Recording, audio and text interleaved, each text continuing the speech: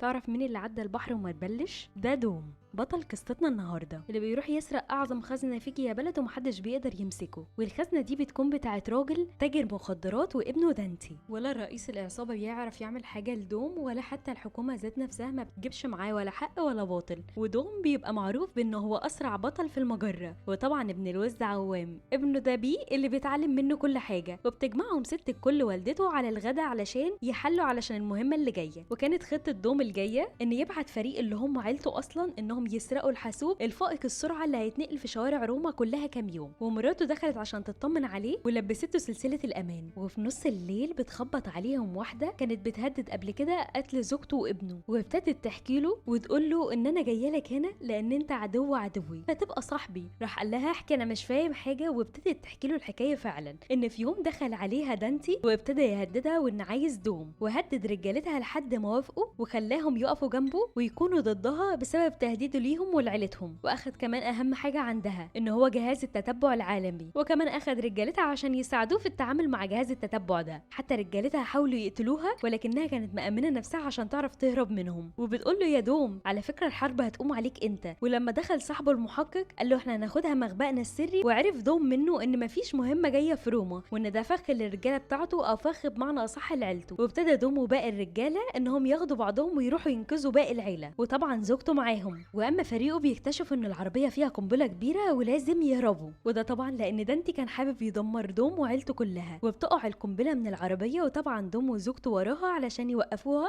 اما رجاله دوم بيدخلوا بلاعه وللاسف دانتي بيوصل لهم برضه، وبيقعد يزعجهم بصوته وكمان يغني لهم. واخد موتوسيكله عشان ينزل يغيظهم بنفسه. وطبعا دوم كان عايز يلحق القنبله قبل ما تنفجر وتدمر الناس، وعلشان يسيطر على القنبله كان لازم يكون هناك جهاز تشويش عليها. وعربيات البوليس كل همها تقبض على دوم زي ما قبضوا على مراته بالظبط. كانوا فاكرين ان هو السبب في دمار روما، وطبعا كان انفجار كبير جدا، والانفجار ده هدد مبنى الفاتيكان نفسه. واعلنت الاخبار انهم قبضوا على الارهابيين، ودوم وفريقه مش لاقيينهم. ان اللي هيلاقيهم طبعا هياخد مكافأة كبيرة جدا. وبنيجي لوكالة امريكا اللي كان ماسكها راجل القانون نوبادي، ودي بنته اللي مسكتها من بعده. وجي امس رئيسها الجديد وبيقول لها انا مسكت مكانك وعايز دوم في اسرع وقت. فهي بتقول له ليه؟ ده دوم حايش عننا مشاكل كتيرة قوي. فبيقول لها لا، دوم اتسبب في سرقة رجل المخدرات وتسبب في كذا مكان تاني وكان هيدمر روما نفسها، وان احنا لازم نمسكه في اسرع وقت، وان كان ليه وجهة نظر تانية في انقاذ الوكالة، وقد ايه ان هو ارهابي هو واهله واحنا بس اللي بنساعده على ده، ومن كتر عملياته الاجرامية ياخد سجن مؤبد ما يطلعش منه. وحاول امس يلاقي مكان دوم عن طريق التتبع، ولكن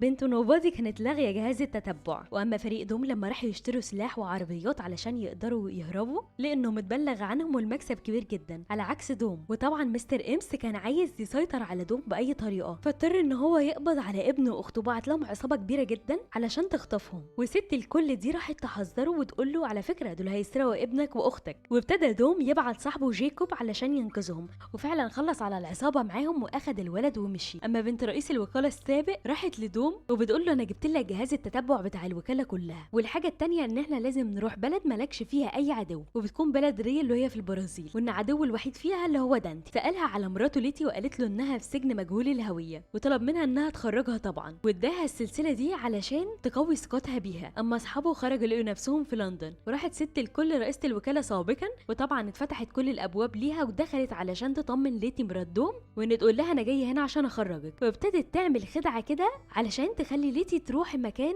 المعالجه، وقالت لها ان انا هخرجك وعامله جهاز تشويش على صوت الكاميرات، وطعنتها وابتدت يخرجوها ويحطوها في مكان التمريض. وراح دوم لريو وللاسف طلع فيها دانتي عدوه اللي قال له انت جيت في منطقتي وممكن اقتلك دلوقتي، ولكن دوم كان محصن نفسه كويس قوي، وعلشان يفض الجدال ده هيتسابقوا واللي هيكسب فيهم هو اللي هيفوز. وكان دانتي محضر له مفاجاه في نص الطريق، وطبعا دوم خسر السباق لانه كان بيحاول ينقذ الاثنين اللي معاه التانيين وملحقش غير واحده بس اللي هي طلعت تبعه. اما دانتي كان مريض نفسي وعامل جو لنفسه بيحط منوكير. وطبعا جيكوب في طريقه عشان يوصل ابن دوم لمكان امن، وعرف من المضيفه ان في حد بيراقبه من الوكاله، وابتدى يدخل الحمام علشان يخلص عليهم ويهرب بالولد بسفينته الهوائيه. اما فريو لما عرف ان هم متراقبين راحوا لمستر بولي علشان يساعدهم ويخلص على الناس اللي بتتبعهم من الوكاله، وفعلا خلص عليهم ودخل دوم مقر الشرطه بالفعل. وللاسف ده فخ من دانتي، وطلع امس كمان عارف مكان دوم. اما ليتي مراته ابتدت تهرب ولكنها وصلت للقاره القطبية الجنوبية. واما دوم في طريقه عشان ينقذ ابنه هجم عليه دانتي ودمر كل العربيات وقتل له صاحبته، ودوم ما قدرش طبعا يعمل اي حاجه لان دانتي مستولي على ابنه. وطبعا امس لما شاف قد ايه دوم بيدافع عن عيلته وشخص كويس قال له انا هساعدك يا دوم علشان نلاقي ابنك، ودانتي طبعا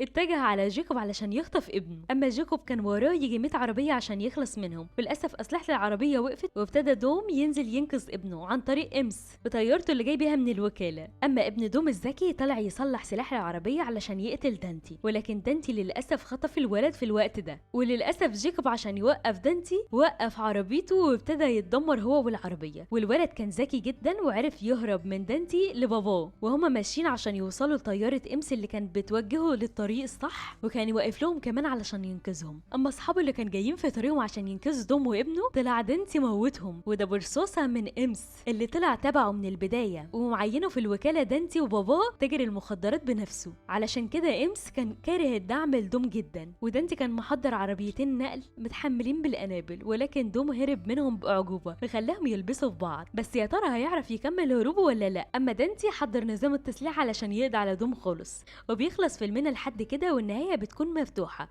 وما نعرفش ايه اللي حصل لدوم وابنه. وبكده يكون خلص فيلم النهارده يا اصحابي، واستناكم على خير في فيلم المره اللي جايه.